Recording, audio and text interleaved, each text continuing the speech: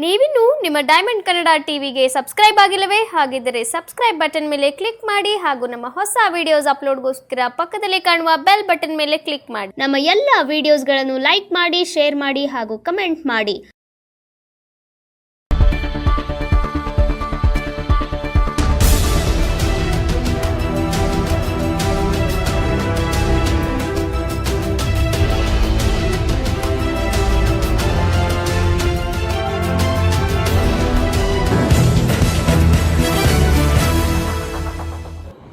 ಮಂಡ್ಯ ಜಿಲ್ಲೆ ಮದ್ದೂರು ತಾಲೂಕು ಬಿದ್ರೋಸಳ್ಳಿ ಗ್ರಾಮದಲ್ಲಿ ಶ್ರೀ ಅಭಯ ಸುಬ್ರಹ್ಮಣ್ಯ ಸ್ವಾಮಿ ದೇವಸ್ಥಾನ ಇದೆ. ಪ್ರಿಯ ವೀಕ್ಷಕರೇ, ಹೌದು ಪ್ರಿಯ ವೀಕ್ಷಕರೇ, ಈ ದೇವಸ್ಥಾನದ ವಿಶೇಷತೆ ಏನು ಅಂತ ನೀವು ಕಾತುರದಿಂದ ಕಾಯ್ತಾ ಇರ್ಬೋದು. ಇಲ್ಲಿ ನಿಜವಾಗಿ ಉದ್ಭವವಾಗಿರುವಂಥ ಈ ಒಂದು ದೇವಸ್ಥಾನ ಏನಿದೆ, ನಿಜಕ್ಕೂ ನೀವೆಲ್ಲರೂ ಕೂಡ ಆಶ್ಚರ್ಯಕರವಾಗಿ ನೋಡಬಹುದು. ಕಳೆದ 5ರಿಂದ 6 ವರ್ಷಗಳ ಹಿಂದೆ ಸ್ವಂತ ಮನೆ ಕಟ್ಟಬೇಕೆಂಬ ಬಹುದಾಸೆಯಿಂದ ಕೂಡಿದಂಥ ವ್ಯಕ್ತಿ ಮಹೇಶ್ ಮತ್ತು ಕುಟುಂಬದವರು ನಿಜವಾಗಿ ಮನೆಯಲ್ಲಿ ಹುತ್ತ ಬೆಳೆದುಕೊಂಡು ಅವರಿಗೆ ಹಲವಾರು ದಿವಸಗಳ ಕಾಲ ಮನಸ್ಸಿಗೆ ಶಾಂತಿ ಇಲ್ಲದೆ ಸಿಕ್ಕಾಪಟ್ಟೆ ತೊಂದರೆ ಅನುಭವಿಸಿದ್ದಾರೆ. ಆದರೆ ಪ್ರಿಯ ವೀಕ್ಷಕರೇ, ನೀವು ನೋಡ್ಬೋದು ಮನೆಯಲ್ಲಿರುವಂಥ ಹುತ್ತ ಯಾವ ರೀತಿಯಾಗಿ ಬೆಳೆದಿದೆ ಅಂತ ತಾವೆಲ್ಲರೂ ಕೂಡ ನೋಡ್ಬೋದು. ನಿಜವಾಗಿ ನಡೆದಿರುವಂಥ ಈ ಒಂದು ಸತ್ಯ ಘಟನೆ ಆಧಾರಿತವಾದಂಥ ವಿಡಿಯೋ ಚಿತ್ರೀಕರಣ ನಿಮಗಾಗಿ ಡೈಮಂಡ್ ಕನ್ನಡ ಟಿವಿ ನಡೆಸಿದೆ. ಪ್ರಿಯ ವೀಕ್ಷಕರೇ, ತಾವು ನೋಡ್ತಾ ಇರ್ಬೋದು, ಪ್ರತಿ ಗೋಡೆಯಲ್ಲೂ ಸಹ ಆ ಹುತ್ತದ ಗೆಜ್ಜಲು ಹೇಗೆ ಕಟ್ಕೊಂಡು ಇದೆ ಅಂತ ತಾವೆಲ್ಲರೂ ಕೂಡ ವಾಚ್ ಮಾಡ್ತಾ ಇದ್ದೀರಾ. ಹಾಗೆ ಈ ಕ್ಷೇತ್ರದ ಮಹಿಮೆ ಬಗ್ಗೆ ಭಕ್ತರು ಏನೆಲ್ಲ ಹೇಳಿದ್ದಾರೆ, ಇಲ್ಲಿನ ಬರ್ತಾ ಇರ್ತಕ್ಕಂಥ ಭಕ್ತರು ಯಾವ ರೀತಿ ಒಳ್ಳೆಯದಾಗಿದೆ ಅನ್ನೋ ಸಂಪೂರ್ಣ ಅಪ್ಡೇಟ್ಸ್ ನಾನು ನಿಮಗೆ ಕೊಡ್ತಾ ಇದ್ದೀನಿ. ಪ್ರಿಯ ವೀಕ್ಷಕರೇ, ಇದು ಮಂಡ್ಯ ಜಿಲ್ಲೆ ಮದ್ದೂರು ತಾಲೂಕಿನ ಬಿದ್ರೋಸಳ್ಳಿ ಗ್ರಾಮದಲ್ಲಿ ನಡೆದಿರುವಂಥ ಸತ್ಯ ಘಟನೆ ಉದ್ಭವವಾಗಿರುವ ಶ್ರೀ ಅಭಯ ಸುಬ್ರಹ್ಮಣ್ಯ ಸ್ವಾಮಿ ದೇವಸ್ಥಾನದ ಉದ್ಭವ ಮೂರ್ತಿ. ಇಲ್ಲಿ ಹುತ್ತ ಬೆಳೆದು ಇಡೀ ಮಂಡ್ಯ ಜಿಲ್ಲೆಯಲ್ಲದೆ ಹೊರ ರಾಜ್ಯದಿಂದನೂ ಅಭಿಮಾನಿಗಳು ಭಕ್ತರು ಬಂದು ಸೇವೆಯನ್ನು ಸಲ್ಲಿಸ್ತಾ ಇದ್ದಾರೆ. ಮಹಾರಾಜರು ಕೂಡ ಈ ಒಂದು ದೇವಾಲಯಕ್ಕೆ ಬಂದು ಭೇಟಿ ನೀಡಿ ಸಂಸ್ಥಾಪನೆ ಮಾಡಿ ಹೋಗಿದ್ದಾರೆ. ನಾಗರಕಲ್ಲನ್ನು ನೀವೆಲ್ಲರೂ ಕೂಡ ಪ್ರತಿಷ್ಠಾಪನೆ ಮಾಡಿದ್ರೆ ನಿಮ್ಮ ಮನೆ ಕಷ್ಟಗಳು ಏನಿದೆ ಅದೆಲ್ಲ ಖಂಡಿತವಾಗಿ ಪರಿಹಾರ ಆಗುತ್ತೆ ಅಂತ ಹೇಳಿದ್ದಾರೆ. ಸೊ ಆ ನಾಗರ ಪಂಚಮಿ ಕಲ್ಲು ಹೇಗಿದೆ ಅನ್ನೋ ಅಪ್ಡೇಟ್ಸು ಕೂಡ ನಾನು ನಿಮಗೆ ಕೊಡ್ತಾ ಹೋಗ್ತೀನಿ. ನಿಜಕ್ಕೂ ಈ ಕ್ಷೇತ್ರದ ಮಹಿಮೆ ಬಹಳ ಪವಾಡ ಪುರುಷವಾದಂಥದ್ದು. ಯಾಕೆಂದರೆ ನಾವು ಹೋಗಿದಾಗಲೇ ಹೋಗಬೇಕು ಅನ್ನೋ ಸಮಯದಲ್ಲಿ ಹಲವಾರು ಒಡೆತಳಗಳು ಬಂದರು. ಆದರೆ ಈ ಪವಾಡ ನೋಡಿ ನಿಜಕ್ಕೂ ನಮಗೆ ಮೈ ರೋಮಾಂಚನ ಆಯಿತು. ಶ್ರೀ ಅಭಯ ನಾಗ ಸುಬ್ರಹ್ಮಣ್ಯ ಸ್ವಾಮಿ ಕ್ಷೇತ್ರ ಏನಿದೆ, ಇದು ಮದ್ದೂರು ತಾಲೂಕು ಬಿದ್ರೋಸಳ್ಳಿ ಗ್ರಾಮದಲ್ಲಿರುವಂಥ ಈ ಒಂದು ಕ್ಷೇತ್ರದ ಮಾಹಿತಿ ಸಂಪರ್ಕಕ್ಕಾಗಿ 9972455519 ಮಹೇಶ್ ರವರನ್ನು ಕಾಂಟ್ಯಾಕ್ಟ್ ಮಾಡ್ಬೋದು. ತಾವೆಲ್ಲರೂ ಕೂಡ ನೋಡ್ತಾ ಇರ್ಬೋದು ಯಾವ ರೀತಿಯಾದಂಥ ನಾಗರಿಕಲ್ಲನ್ನು ಪ್ರತಿಷ್ಠಾಪನೆ ಮಾಡಿದರೆ ಅವರ ಸಂಕಷ್ಟಕ್ಕೆ ಪರಿಹಾರ ಆಗೋ ರೀತಿಯಲ್ಲಿ ಅವರಿಗೆ ಮನಸ್ಸಿಗೆ ಅವ್ರು ಏನು ದೋಚುತ್ತೆ ಅದನ್ನು ಅಂದ್ಕೊಂಡಿರ್ತಾರೆ, ಅದು ಯಾವುದು ಒಳ್ಳೆಯದಾಗುತ್ತೆ ಅದನ್ನು ಪ್ರತಿಷ್ಠಾಪನೆ ಮಾಡಿ ಇಲ್ಲೆಲ್ಲನೂ ಕೂಡ ಮಾಡಿದ್ದಾರೆ. ನಿಜವಾಗ್ಲೂ ನಾನಂತೂ ಈ ಕ್ಷೇತ್ರಕ್ಕೆ ಮಹಿಮೆ ಇದ್ದಾಗ ಭಾಳ ಒಂದು ಪಾಸಿಟಿವ್ ವೈಬ್ ಆಗಿದೆ. ನಿಮ್ಮ ಮನೆಯಲ್ಲಿರುವಂಥ ಕೌಟುಂಬಿಕ ಸಮಸ್ಯೆಗಳು, ಆರೋಗ್ಯದ ಸಮಸ್ಯೆಗಳು, ಕುಜದೋಷ, ಸರ್ಪದೋಷ, ಇನ್ನಿತರ ಯಾವುದೇ ದೋಷ ಇದ್ದರೂ ಕೂಡ ಈ ಒಂದು ಕ್ಷೇತ್ರಕ್ಕೆ ಭೇಟಿ ನೀಡಿದರೆ ಖಂಡಿತ ನಿಮಗೆ ಒಳ್ಳೆಯದು ಆಗೇ ಆಗುತ್ತೆ. ಯಾಕೆಂದರೆ ಇಲ್ಲಿ ಬಂದಿರುವಂಥ ಭಕ್ತರು ಕೂಡ ಹೇಳಿದರೆ, ಆಮೇಲೆ ವಿಶೇಷ ಪ್ರಸಾದ ವ್ಯವಸ್ಥೆನೂ ಕೂಡ ಆಗಿರುತ್ತೆ. ಇನ್ನು ಮುಂಬರುವ ದಿನಗಳಲ್ಲಿ ಆಶ್ಲೇಷ ಪೂಜೆ ಕೂಡ ಇಲ್ಲಿ ಮಾಡ್ತಾರೆ.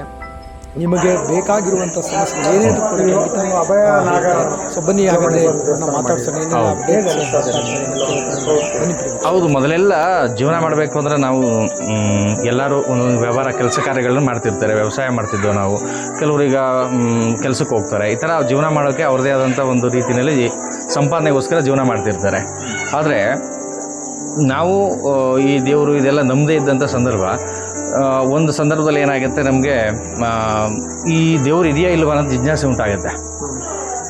ಆ ಜಿಜ್ಞಾಸೆಯಲ್ಲಿ ಸಿಕ್ಕಿದಂಥ ಒಂದು ಅನುಭವನ ನಾವಿಲ್ಲಿ ಜನಕ್ಕೆ ಮಾರ್ಗದರ್ಶನ ಕೊಡ್ತಾ ಇದ್ದೀವಿ. ಅದು ಭಾಳ ಖುಷಿಯಾಗುತ್ತೆ ನಮಗೆ.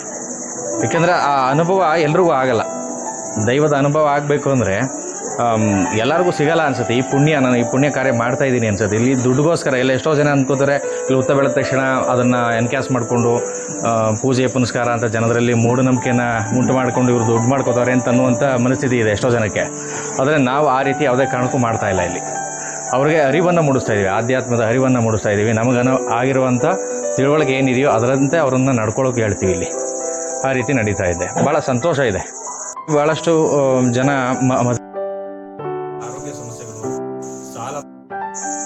ಸಾಕಷ್ಟು ತೊಂದರೆಗಳು ಅನುಭವಿಸ್ತಾರೆ ಬರ್ತಾ ಇರ್ತಾರೆ. ಮಕ್ಕಳ ವಿದ್ಯಾಭ್ಯಾಸ ಆಗ್ಬೋದು, ಕೋರ್ಟು ವ್ಯಾಜ್ಯಗಳಿರ್ಬೋದು, ಈ ರೀತಿ ನಾನಾ ರೀತಿಯಾದಂಥ ಸಮಸ್ಯೆಗಳಿರುತ್ತೆ. ಆ ರೀತಿಯ ಸಮಸ್ಯೆ ಇದ್ದವರು ಇಲ್ಲಿ ಬರ್ತಾರೆ. ಇಲ್ಲಿ ತಾಂಬೂಲ ಪ್ರಶ್ನೆ ಮಾಡ್ತೀವಿ, ಅಕ್ಷತೆ ಪ್ರಶ್ನೆ, ಹಸ್ತ ಸಾಮುದ್ರಿಕೆ, ಜಾತಕ, ಜ್ಯೋತಿಷ್ಯದಲ್ಲಿ ಇವೆಲ್ಲವನ್ನು ಅವ್ರಿಗೆ ತಿಳಿಸ್ಕೊಟ್ಟು ಮಾರ್ಗದರ್ಶನ ಕೊಡ್ತೀವಿ. ಅದಕ್ಕೆ ಕಾರಣ ಏನು, ಅದು ಪರಿಹಾರಗಳೇನು ಅಂತೇಳಿ ಅವ್ರಿಗೆ ತಿಳಿಸ್ಕೊಟ್ಟು ಅವರು ಪ್ರತಿ ಅಮಾವಾಸ್ಯೆ ಹುಣ್ಣಿಮೆಗೆ ಬಂದು ಇಲ್ಲಿ ನಾಗದೇವರನ್ನು ಪೂಜೆ ಮಾಡಿ ಅವ್ರ ಸಮಸ್ಯೆಗಳನ್ನು ಬಗೆಹರಿಸ್ಕೊಳ್ತಾ ಇದ್ದಾರೆ. ಖಂಡಿತವಾಗಿ ಅದು ಒಳ್ಳೇದಾಗ್ತಾ ಇರೋದ್ರಿಂದ ಕ್ಷೇತ್ರದಲ್ಲಿ ಇಷ್ಟು ಜನ ಬಂದು ಪೂಜೆಯನ್ನು ಮಾಡ್ತಾ ಇರೋದು ನೀವು ಕಣ್ಣಾರ ನೋಡ್ತಾ ಇದ್ದೀರಿ. ಮತ್ತು ಪೂಜೆ ಅಂತ ನಾವು ಶುರು ಮಾಡಿ 2018ರಿಂದ ನಾವು ಪೂಜೆ ಮಾಡೋಕ್ಕೆ ಶುರುವಾಗಿದ್ದು. ಅಲ್ಲಿ ತನಕ ನಾವು ಪ್ರಶ್ನೆಗಳೇ ಇತ್ತು, ನಿಜವಾಗ್ಲೂ ದೇವ್ರು ಇದೆಯಾ ಇಲ್ವಾ, ಇದ್ದರೆ ಯಾವ ದೇವರು, ಅದನ್ನು ಯಾವ ರೀತಿ ಪೂಜೆ ಮಾಡಬೇಕು, ಸಮಸ್ಯೆ ಏನಕ್ಕೆ ಬರುತ್ತೆ ಮನುಷ್ಯನಿಗೆ, ಈ ಥರದ್ದೆಲ್ಲ ಗೊಂದಲದಲ್ಲಿದ್ದು ಅದನ್ನು ಪ್ರಶ್ನೆ ಹುಡುಕಾಟದಲ್ಲಿ ಸಿಕ್ಕಿರುವಂಥದ್ದು ನಮಗಿದು. ಆಯ್ತು, ಅವಾಗೆಲ್ಲ ನಾಗದೇವರು ಬರ್ತಾ ಇದ್ದಾಗ ನಾವು ಅದನ್ನು ನಂಬ್ತಾ ಇರಲಿಲ್ವಲ್ಲ. ಆಗ ಗೆದ್ದಲು ಉತ್ತಕಟ್ಟತೆ ಅಂತ ಅದನ್ನು ತೆಗಿತಾ ಇದ್ವಿ. ಹಾವು, ಇಲಿ ಮತ್ತು ಕಪ್ಪೆಯನ್ನು ಹಿಡಿಯೋಕ್ಕೆ ಬರುತ್ತೆ ಅಂತೇಳಿ ಅದನ್ನು ಹಿಡಿಸಿಬಿಡ್ತಾ ಇದ್ವಿ. ಇದೆಲ್ಲ ಭಾಳಷ್ಟು ಬಾರಿ ನಡೆದಿದೆ. ಆಮೇಲೆ ಅನುಭವಕ್ಕೆ ಬಂದ ಮೇಲೆ ಇದು ದೈವ ಸಾನ್ನಿಧ್ಯ ಅಂತ ಗೊತ್ತಾದ ಮೇಲೆ ಆ ಸರ್ಪವನ್ನು ನಾವು ಎಷ್ಟೇ ಸಾರಿ ಹಿಡಿದು ಬಿಟ್ಟರೂ ಕೂಡ ವಾಪಸ್ ಬರ್ತಾ ಇತ್ತು ಇಲ್ಲಿಗೆ. ಬರ್ತಾ ಇದ್ದಿದ್ದರಿಂದ ನಮ್ಗೆ ಅನುಭವಕ್ಕೆ ಬಂತು, ಇದು ದೈವ ಸರ್ಪ ಆಗೋದ್ರಿಂದ ಇದು ಎಲ್ಲೂ ಹೋಗಲ್ಲ, ಎಷ್ಟೇ ಸಾರಿ ಹಿಡಿದು ಬಿಟ್ಟರು ವಾಪಸ್ ಬರುತ್ತೆ ಅಂತ ಗೊತ್ತಾಯಿತು. ಆವಾಗಿನ ನಾವು ಕೇಳಿಕೊಂಡು ಎಲ್ಲಂದ್ರೆ ಅಲ್ಲಿ ಕಾಣಿಸ್ಬೇಡ, ಭಯ ಆಗುತ್ತೆ, ಮಕ್ಕಳಿರ್ತಾರೆ. ಹಾಗಾಗಿ ಸಂದರ್ಭ ಹಬ್ಬ ಹರಿದಿನಗಳಲ್ಲಿ ಬಂದು ನಮ್ಗೆ ದರ್ಶನವನ್ನು ಕೊಡು ಅಂತ ಕೇಳ್ಕೊತೀವಿ. ಆ ಸಂದರ್ಭ ಬಂದು ಸ್ವಾಮಿ ನಮಗೆ ನಾಗರೂಪದಲ್ಲಿ ದರ್ಶನ ಕೊಡ್ತಾರೆ. ಭಾಳಷ್ಟು ಭಕ್ತಾದಿಗಳು ಕೂಡ ನೋಡಿದ್ದಾರೆ ಇಲ್ಲಿ. ಜಮೀನಿತ್ತು, ವ್ಯವಸಾಯ ಮಾಡ್ತಾಯಿದ್ರು. ಇತ್ತೀಚೆಗೆ ಇವರು ಮನೆ ಮಾಡಬೇಕು ಅಂತ ಸ್ಟಾರ್ಟ್ ಮಾಡಿದಾಗ ಇದ್ದಕ್ಕಿದ್ದಂಗೆ ಮನೆ ನಿಂತೋಗೋದು ಏನೇನೋ ಮಾಡ್ತಾಯಿದ್ರು. ಇನ್ನು ಇಷ್ಟು ವರ್ಷ ಆದರೂ ಈ ಮನೆಯೇ ಕಟ್ತಾ ಇಲ್ವಲ್ಲ, ಕಂಪ್ಲೀಟ್ ಆಗಲೇ ಇಲ್ಲ ಅಂತ ನಾವು ಅಂದ್ಕೊಂಡಿದ್ದು. ಇವ್ರ ಸಮಸ್ಯೆಗಳೇನಿದ್ದು ಅಂತ ನಮಗೆ ಗೊತ್ತಿರಲಿಲ್ಲ. ಆಗ ಬರ್ತಾ ಹೋಯ್ತಾ ನೋಡಿದಾಗ ಇವರು ಅನಾರೋಗ್ಯಕ್ಕೆ ತುತ್ತಾದರು. ಏನೊಂದು ಗೊತ್ತಿಲ್ಲ. ಎಷ್ಟೋ ಕಡೆ ಟೈಲ್ಸ್ಗಳನ್ನ ಹುಡ್ಕೊಂಡು ಹೋದಾಗ ಈ ಮನೆ ಎಲ್ಲ ಥರದಲ್ಲೂ ಕಂಪ್ಲೀಟ್ ಆಗ್ತು. ಕೊನೆಗೆ ಟೈಲ್ಸು ಕೊನೆಗೂ ಈ ಮನೇಲಿ ಸಿಗಲೇ ಇಲ್ಲ. ಈ ಮನೆಗೆ ಯಾವ ಅಂಗಡಿಗೆ ಹೋದರೂ ಸಿಗಲಿಲ್ಲ. ಕೊನೆಗೆ ನಾವು ಸುತ್ತಾಡ್ಕೊಂಡು ಬರ್ತಾಯಿದ್ದಾಗ ಹಾಗೆ ನೋಡಿದಾಗ ಹುತ್ತ ಬೆಳೀತಾ ಇದೆ ಅಂತ ಗೊತ್ತಾಯಿತು.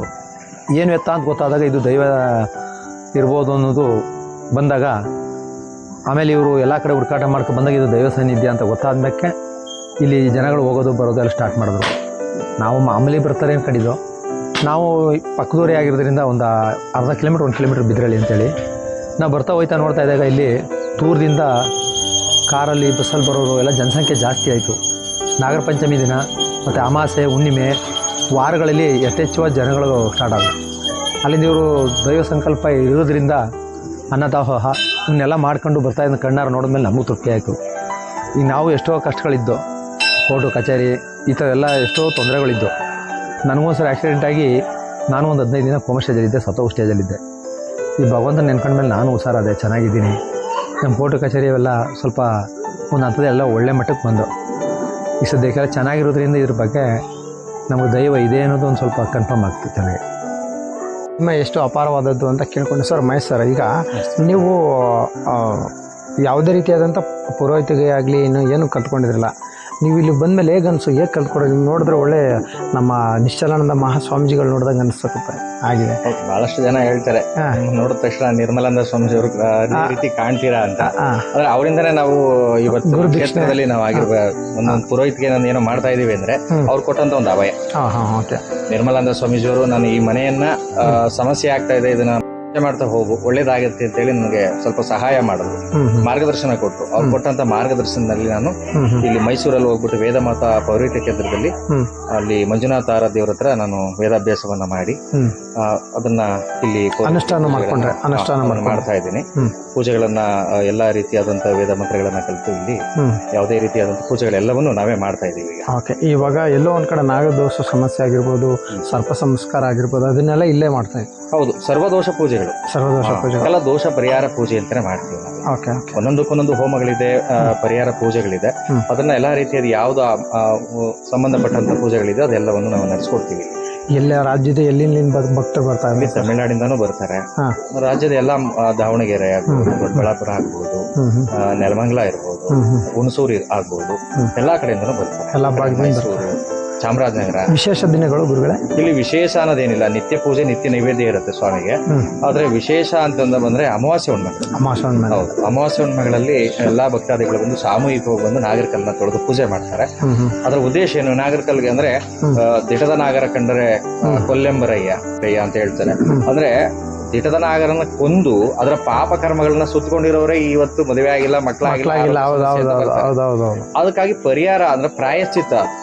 ಆ ನಾಗರ ಕಲ್ಲಿಗೆ ನಾವು ಹಾಲೆರಿತಾ ಇದೀವಿ ಅಂದ್ರೆ ನಾವು ಹಿಂದೆ ನಾವು ಆ ಕರ್ಮಗಳನ್ನ ಮಾಡಿದೀವಿ, ಅದರಿಂದ ನನ್ನ ವಂಶ ಬೆಳೀತಾ ಇಲ್ಲ, ಮದುವೆ ಆಗ್ತಿಲ್ಲ, ಆರೋಗ್ಯ ಸಮಸ್ಯೆಗಳಿದೆ ಅಂತ ಹೇಳಿ ಬರ್ತಾರೆ. ಈಗ ಸೋರಿಯಾಸಿಸ್ ಅಥವಾ ಸರ್ಪಸುತ್ತು ಅಂತ ಬರುತ್ತೆ, ಅದು ಯಾವ ಆಸ್ಪತ್ರೆಗೆ ಹೋದ್ರೂ ವಾಸಿ ಆಗಲ್ಲ, ಅದು ಇಲ್ಲಿ ಬಂದ್ರು ವಾಸಿ ಆಗುತ್ತೆ.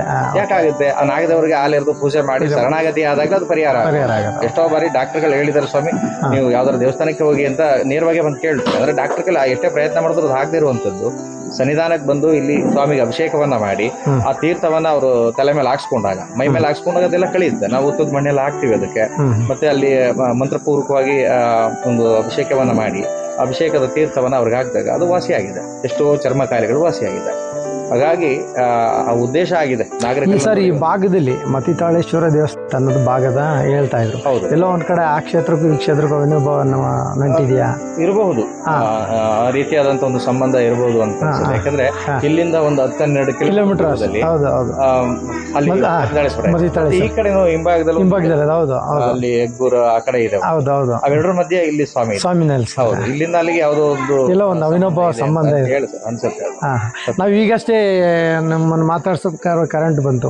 ಇಲ್ಲಿನ ಒಂದು ಮೈಮೇನು ಕೂಡ ಅಷ್ಟು ಚೆನ್ನಾಗಿದೆ. ಹೌದು, ಬಹಳಷ್ಟು ಅದರ ವಿಚಾರಗಳನ್ನು ನೋಡ್ತಾ ಹೋದ್ರೆ ಮೈ ರೋಮಾಂಚನ ಆಗುತ್ತೆ. ಹೇಳ್ತಾ ಹೋದ್ರೆ ಅದ್ರ ಅತಿಶಯ ಆಗುತ್ತೆ ಏನೋ ಹೇಳಿದ್ರೆ ಅಂತ ಅನ್ಸುತ್ತೆ. ಅವ್ರಿಗೆ ಅನುಭವಕ್ಕೆ ಬರ್ಬೇಕು, ಒಂದು ಅವ್ರು ಇಲ್ಲಿ ಅನುಭವಿಸಿ ನೋಡಿದಾಗ್ಲೇ ಅವ್ರ ಅನುಭವನ ಅವ್ರು ಹೇಳ್ಕೋಬೇಕು.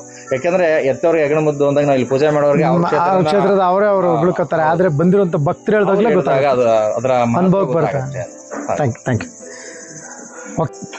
ಓಕೆ ವೀಕ್ಷಕರೇ, ನೋಡಿದ್ರಲ್ಲ ಗುರುಗಳ ಅನಿಸಿಕೆ ಅಭಿಪ್ರಾಯಗಳನ್ನ ತಾವೆಲ್ಲರೂ ಕೂಡ ಕೇಳಿದ್ರೆ ನೋಡಿದ್ರೆ ಅಂತ ಭಾವಿಸ್ತಾ, ಮುಂದಿನ ಸಂಚಿಕೆಯಲ್ಲಿ ಈ ದೇವಾಲಯದ ಸಂಪೂರ್ಣ ವಿಶೇಷ ಸಂಚಿಕೆಯೊಂದಿಗೆ ಮತ್ತೆ ನಿಮ್ಮನ್ನು ಭೇಟಿ ಮಾಡ್ತೀನಿ.